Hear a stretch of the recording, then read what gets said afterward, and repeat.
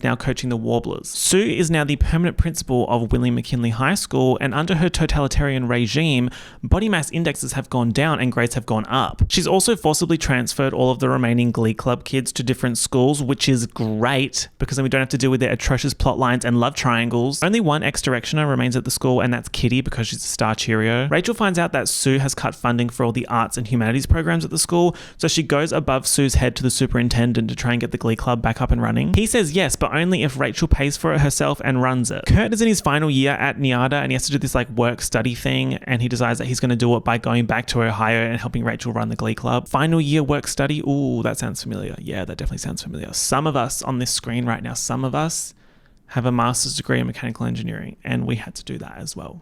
Some of us. In flashbacks, we see that the reason Kurt called off the wedding is because they're essentially still kids and Blaine was being a bit overwhelming, but he still has feelings for Blaine. We also see that Kurt went to the spot where they all said they were going to meet up 6 months after leaving New York and no one turned up. So now Rachel and Kurt are going to coach the Glee Club and Sue is fucking fuming and is promising to end them. Kurt meets up with Blaine to talk things over, but Blaine brings his boyfriend ... Dave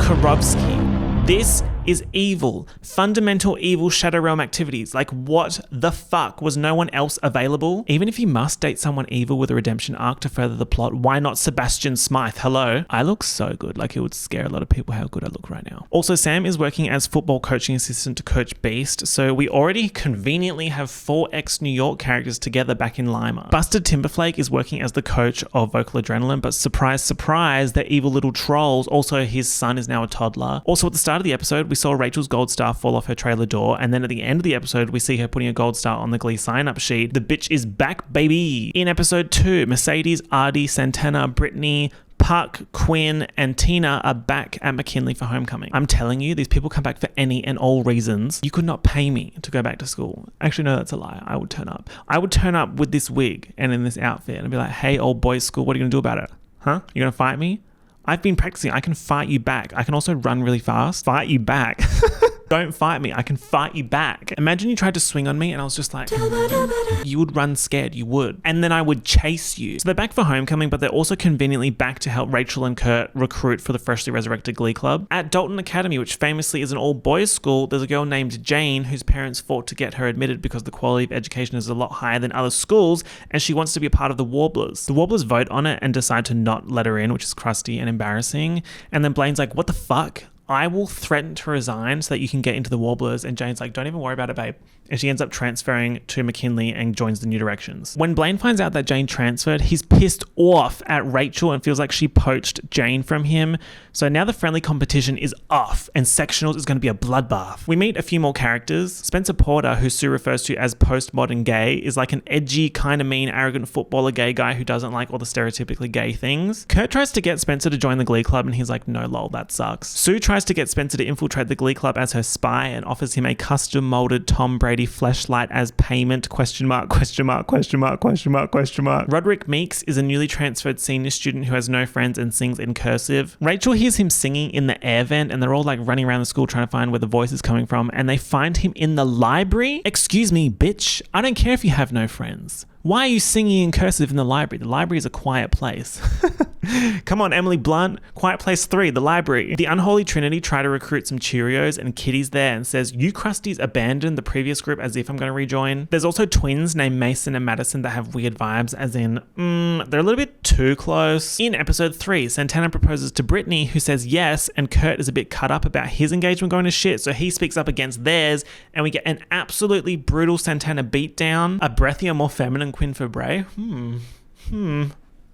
Hello. Coach Beast tells Sue and Sam that he's suffering gender dysphoria and that he's starting the process to transition into a man, with surgery starting the following week. As a result of Coach Beast taking some time away from work, Sam is promoted to coach of the McKinley High Titans, and I'm absolutely obsessed with this because he has basically no experience, but when has that ever stopped anyone in this show from doing anything? They just do shit. Also, in a nice example of Sue not being an absolute asshole, she tells Coach Beast that his job will be waiting for him when he's ready to come back. All the alumni are back at McKinley for another week, and at this point the show is fully self-aware and doesn't care, and we even have Jane saying, yeah, how are you guys doing that? Becky is also back with a new boyfriend played by 13 Reasons Why guy, and Sue is skeptical that he might be be taking advantage of her, but it turns out he's not and he really likes her. Episodes 4 and 5 are called The Hurt Locker Part 1 and 2, and I have to say, I think these episodes are in my top 10 of the entire series. They are so ridiculous and so fucking funny. Oh my god. If you only watch 2 episodes from season 4, 5, and 6, watch The Hurt Locker Part 1 and 2. So we have the New Directions, Vocal Adrenaline, and the Warblers having an invitational at McKinley, which is orchestrated by Sue. And Rachel asks Will to tank the Vocal Adrenaline performance because her baby Glee Club will literally melt on the spot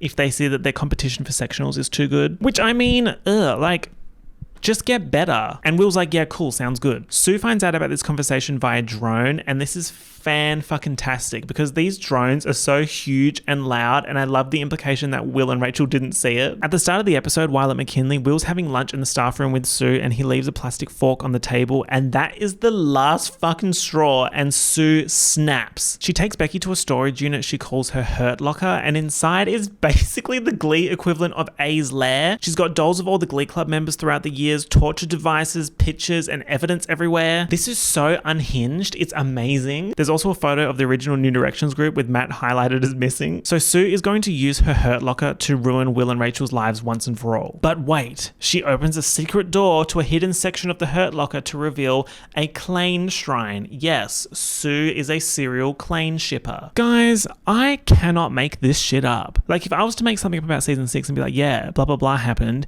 it would simply not be as ridiculously iconic as this is. I just know that Jane Lynch was giggling while filming this. So in addition to ruining Will and Rachel, Sue says that she's going to get Klain back together by any means necessary. Her plan to ruin Rachel is to break her heart, so she hypnotizes Sam and makes him think he's in love with Rachel just so he can snap out of it later and not remember anything when Rachel starts reciprocating. So when he's hypnotized, he's obsessed with Rachel, but when he's not, he's still getting over Mercedes. Sue puts a bear in Blaine and Dave's apartment, like a real physical bear. And when Kurt confronts her about it, she says that she thought that Dave was attracted to bears. Bye. Kurt's like, you're insane. And Sue says, my tenure at this school has expanded my horizons on what is or isn't considered insane. Will Schuester once submerged a lucite platform into the McKinley swimming pool so he could literally walk on water to propose to his girlfriend. Now that's pretty insane. Remember that when they all jump into the pool in like a little routine, and then we have Artie wheeling himself into the pool?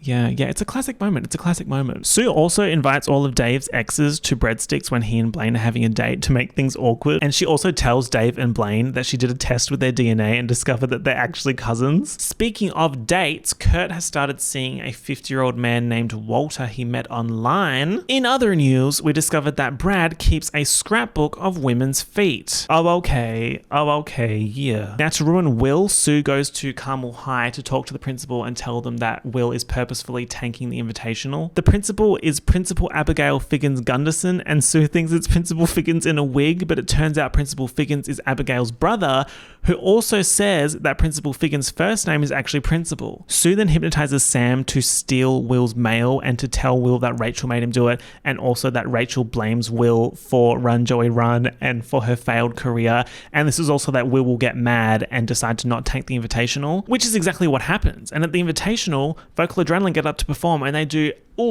an excellent mashup of Rock Lobster and Whip It, and everyone in the audience is shocked, screaming in tears with fear. The next stage of Sue's Klain rehabilitation plan is to create a fake elevator with a bathroom and trap them in there together with a Jigsaw doll version of herself on a trike that will only let them out once they kiss passionately. Also, Sue has all this footage of their relationship over the years, including the Moulin Rouge rooftop dream sequence. The Warblers get up to perform even though their coach is missing in an elevator with a bathroom and a Jigsaw doll on a trike, and they sing My Sharona and You Spin Me Round. Sue decides to instate the 12-person rule for the invitational, which is the only show choir rule anyone remembers and yet every year is surprised by. And this is a problem for the New Directions, who famously currently only have like 4 members. Sam recruits postmodern gay Spencer, who's secretly been wanting to join even though he said that it sucks. And Rachel's forced to re-recruit Kitty, even though she knows Kitty and the other old Directioners hate her because she didn't remember any of their names. I mean, I don't blame her for forgetting. they were very forgettable. Kitty and Rachel break into Sue's computer and find her list of emotionally vulnerable songs to use at their invitational performance. We find out that Sue nearly had lead roles in Star Wars, Pretty Woman and Scarface, and that these songs remind her of that. They sing them, she gets overwhelmed, and she announces that they've won the invitational. Rachel and Will work out that Sue had been playing them against each other and hypnotized Sam. At the end of episode 5, Sue and Becky are in the Hurt Locker looking at a calendar, and Sue says, "Week 5, Clayne friends again. We still have 6 more weeks for scheming, possibly 7, depending on network preemptions." Amazing. In episode 6, we discover that Brittany's parents are played by Jennifer Coolidge and Ken Jeong. But wait, it turns out her real dad is Dr. Stephen Hawking, which explains why she's a maths super genius. Also, I'm pretty sure that Jennifer Coolidge exists in the Gleeniverse because I'm pretty sure at some point Sam does an impression of her, but I couldn't find it. Next, we have a storyline of Brittany unsuccessfully trying to convince Santana's homophobic abuela to come to the wedding and has her on queso por dos, which she just sold to Univision. Mercedes is back and tells Rachel that it's cute that she's doing all this, Glee Club charity work, but she belongs on Broadway. So Mercedes uses her connections to get Rachel an audition for a new show. Rachel and post-hypnosis Sam are starting to have real feelings for each other, and Mercedes is like, yeah, babe, go for it. Sam and I are 100% done. Over the next few episodes, Sam and Rachel are basically dating. I'm just kind of like, about Sam Chell, hashtag Sam Chell. I don't hate it, but I prefer hashtag Samsadies. In episode 7, Sheldon comes back to McKinley, and we have the surprise return of Unique singing with a trans choir, which is cute. I wish they'd found a way to write Unique into the season 6 plot as a main character, but anyway. The little dungeon trolls under the bridge at Vocal Adrenaline, they write some horrible transphobic stuff on Coach Beast's car to spook the New Directions, and Will tries to reprimand them for it, and they're just kind of like, we don't like you and you have no authority over us, rat. So Will quits as coach of Vocal Adrenaline and is instead going to be an advisor to Kurt and Rachel for the New Directions. Around episode 7, Kurt and Blaine are starting to get closer again, and Blaine and Dave break up. So now Clayne is back on and Sue's plan is working. Episode 8 is Santana and Brittany's wedding, which at the last minute turns into a double wedding with Blaine and Kurt because it's apparently Brittany's wish to see them get married since they were the ones that helped her realize she was in love with Santana. Can you imagine if that happened in real life, a last minute double wedding? The fact Santana allowed this double wedding shenanigans, she's better than me. While getting ready for the wedding, Brittany is being superstitious, so she's doing stuff such as trying to sacrifice a chicken in the choir room. Okay, the fact that the entire bridal party is Glee Club members is absolutely insane, and I'm a bit fascinated by the implication that none of them have any other friends. This wig is falling apart before my eyes, like literally in front of my eyes, it is falling apart. The fringe in front of the eye, okay, emo, come on, Evanescence. Now, I know the whole Clayne YOLO wedding is obviously fan service, but I'm also like, you broke off the engagement because you were too young, and now 6 months later, you're like, yes, let's marry. Sue comes to the wedding even though she wasn't invited, but she's allowed in because she managed to convince the homophobic abuela to come. And I just know that this lady was having an absolute meltdown when the surprise double gay wedding was revealed. Some more observations from the wedding. Sugar is randomly at the wedding. I mean, thank God. Santana wears like a wedding jumpsuit thing, and that just kind of feels wrong. Her whole fashion aesthetic after she leaves school, so season 4, season 5, is really tight, form-fitting dresses. So I was kind of expecting something like that and not a wedding jumpsuit. Quinn was not at the wedding. She's actually here right now, but she was not at the wedding and there was no explanation given as to why she wasn't there. Tina proposes to Mike out of nowhere and he's like, thanks, but no. So then Tina and Artie make a pact that if they're both still single when they turn 30, they'll just marry each other. Sue cancels the honeymoons and gifts Clayne a weekend trip to Provincetown and gives Santitney, oh my God, don't look at the back of my hair.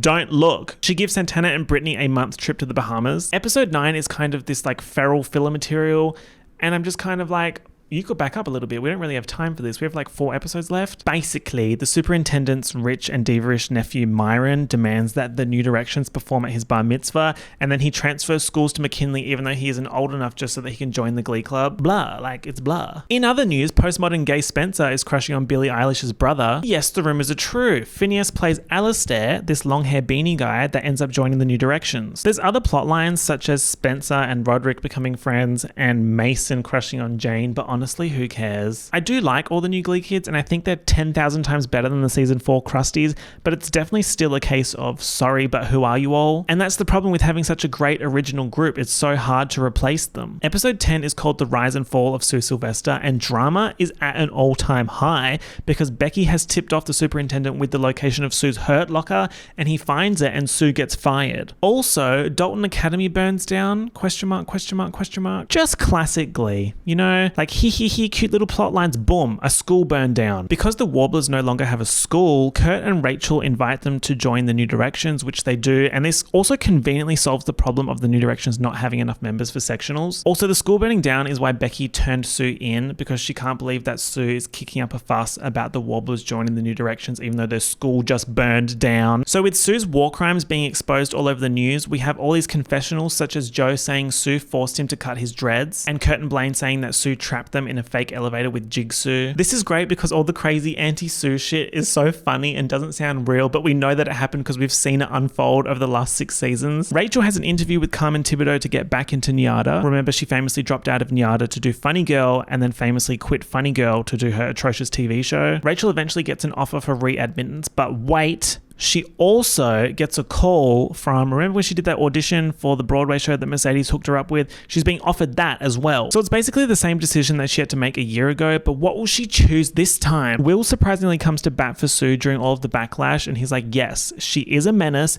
but she did actually do great things for the school as principal. However, freshly fired Sue has a new job as the coach of vocal adrenaline. There's a scene of Will and Sue having a dream song battle in the auditorium, but Kurt and Rachel come in and see them going crazy on the air guitars. The implications of this are actually world-shaking. Like, does it mean all the dream songs performed of them, running down the hallways singing involved them actually running down the hallways but pretending to sing? It's a big question, it truly is. In episode 11, Sue blows up a piano, makes all the students at McKinley throw up by poisoning the water supply, and blows up Will's car, so Will shaves her head. Yeah, okay, yeah. It turns out Jessie St. James is slated to play opposite Rachel in this Broadway show that she's been offered, which further complicates her decision. At sectionals, the judges are Rod Remington, Donna Landry's, and racist poodle Trixie. Sue's vocal adrenaline team sing We Built This City and Hey Mickey, You're So Fine, and Yes Thank You I Am. It's a hoot, it's a great performance. It even involves students being shot out of cannons into the crowd. The New Directions sing Take Me to Church and Excuse Me as if that song is old enough to be on Glee. They also sing Chandelier and Come Sail Away. Boom boom boom drumroll please, the New Directions win sectionals. Sue reveals to Will that she actually threw the competition so that he would win because he was one of the only people that stood up for her post-Hurt Locker. Rachel makes her decision and is going back to NYADA. Episode 12 is called 2009 and is a flashback to the events of the pilot 119 episodes ago. We find out the circumstances of all the original Glee kids signing up for auditions. Kurt's dad makes him join a club so that he'd have friends. Tina and Artie were dared to do it. Mercedes was a star performer at her church, and Rachel was, well, Rachel. It's done really well, and I think it's a great episode. All of the final episodes are good. The episode doesn't really factor much into the plot overall, but I think it's cute anyway. They use some scenes from the pilot, and the end of this episode is actually the end of the pilot, where the New Directions are on the stage in the auditorium singing Don't Stop Believing, and we got Sue, Santana, and Quinn up there watching, and Puck's standing there as well, and Will walks past and sees them singing. It just kind of reminds me how fucking good the pilot of this show was. There were also some extra moments such as Rachel helping Kurt find his voice by singing Popular from Wicked, and we see that Will and Sue were actually friends before he started the Glee Club and threatened her budget. Alrighty, season finale titled Dreams Come True. Funny how my dreams come true. Come on, Espa. In the present day, the New Directions win nationals, and you know what? Good for them. They deserved it. They literally had 4 championship-winning coaches, Kurt, Rachel, Will, and Blaine, so it'd be kind of embarrassing if they lost. The school district board has decided to turn McKinley into an art school and has appointed Will as the principal, which he is qualified for. Me when I lie. 3 months later, on his first day as principal, he drops past the choir room for auditions, and babe, it is truly packed to the rafters. Such a difference to the pilot where he had to bribe Finn with medical marijuana, and it's so packed, in fact, they had to, okay, Dr. Zeus, packed in fact. It's so packed that they're actually forming 3 Glee clubs, an all-girls one named the Trouble Tones, Yas Throwback, an all-boys one named the duly noted RIP Dalton Academy, and the best of the best go to New Directions. Guys, why am I kind of giving Elsa right now? The coach of the elite New Directions group is going to be Sam. Mercedes rounds up her besties in the auditorium and says, you know what, babes, it's going to be a long time between drinks because she's been chosen as the opening act for Beyonce's world tour. Slay. She sings Someday We'll Be Together, and it's really emotional, and I don't want to talk about it. Will and Sue have a moment where she finally admits her defeat in their 5-year feud by singing The Winner Takes It All. The winner takes it all. This fucking wig. Oh my God. Time jump to 2020. Sue is the Vice President of the United States of America and is planning on running for president in 2024. Becky is Sue's bodyguard. And you know what, actually, with Lea Michele on Broadway as Fanny Girl, I wouldn't be...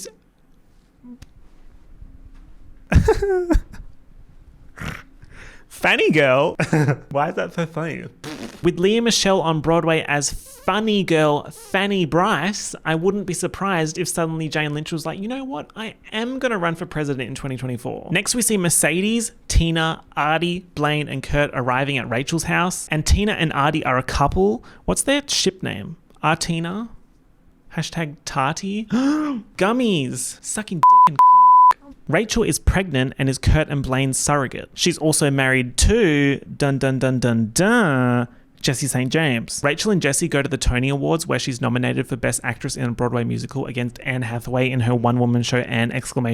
Rachel wins and dedicates the award to Will, who we can see back in Ohio watching the ceremony on his TV, and he's sitting in his living room watching it with Emma, Sam, Sue, 3 kids and a baby. Also, side note, I love how they're all 8 years out of high school and they're suddenly all getting married and having babies. That is so me vibes. That is so me. That is so realistic. A few months later, we see Vice President Sue at McKinley, and she's giving a speech about how she was wrong about the Glee Club, and she renames the auditorium after Finn. So now it's called the Finn Hudson Auditorium. She also mentions how under Will, the school has become a huge success and is going to be replicated across the country. The final scene of the series is everyone singing I Lived, and it's pretty much every major character except Marley. It kind of has the same vibe as the end of a Broadway show where all of the actors get on stage in a line and bow. It's cute, and yeah, it's not realistic at all that all these characters came back to be at the school at the same time, but when has anything about this show been realistic? And that's it. The